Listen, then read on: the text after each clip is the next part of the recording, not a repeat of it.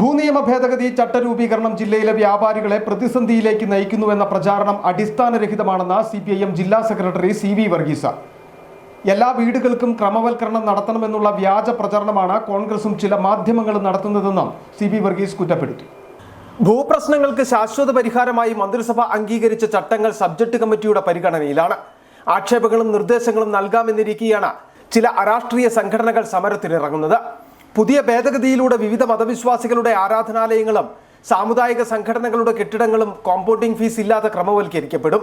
ഇതുകൂടാതെ വിവിധ വിദ്യാഭ്യാസ സ്ഥാപനങ്ങളുടെ നിർമ്മാണത്തിനും നിയമപരമായ സാധുത കൈവരും. ഇടത്തരം വ്യാപാര സ്ഥാപനങ്ങളും ചട്ടഭേദഗതിയിലൂടെ നിയമവിധേയമാകും. മറ്റു കെട്ടിടങ്ങളാകട്ടെ നിർമ്മാണത്തിന് ഉപയോഗിച്ചിട്ടുള്ള സ്ഥലത്തിന്റെ ന്യായവില മാത്രം പരിഗണിച്ച് കോമ്പൗണ്ടിംഗ് ഫീസ് അടച്ചാൽ മതിയെന്ന തരത്തിലാണ് ചട്ടം രൂപീകരിച്ചിട്ടുള്ളത്. എന്നാൽ ജില്ലയിലെ സങ്കീർണമായ ഭൂപ്രശ്നങ്ങൾക്ക് പരിഹാരം കാണാനുള്ള സർക്കാർ ശ്രമത്തിനെതിരെ രാഷ്ട്രീയവാദികളും കോൺഗ്രസും UDFും രംഗത്തിറങ്ങിയിരിക്കുകയാണെന്നും CV വർഗീസ് പറഞ്ഞു.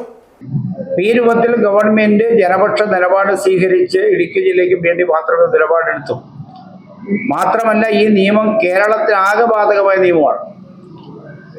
1964-ലെയും 93-ലെയും കേരളത്തിലാകെ ബാധകമായ നിയമം ഇടുക്കി ജില്ലയ്ക്ക് വേണ്ടി മാത്രമായി മാറുകയല്ല, കേരളത്തിലാകെ ബാധകമാണ്. KPCC ഇതുവരെ ഇത് സംബന്ധിച്ചുള്ള സ്വാഭാവികമായ സംസ്ഥാന അടിസ്ഥാനത്തിൽ വരുന്ന ഒരു പ്രശ്നത്തെ സംബന്ധിച്ച് KPCCയുടെ യാതൊരു പ്രതികരണം ഇല്ല. കാരണം അവർക്കറിയാം ഇത് ഏകദേശം വസ്തുതാപരമായ നിലപാടാണ്.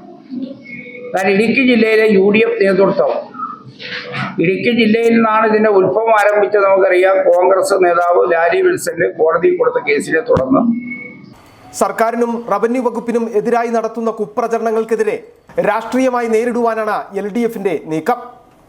City vision, Nedumkandam.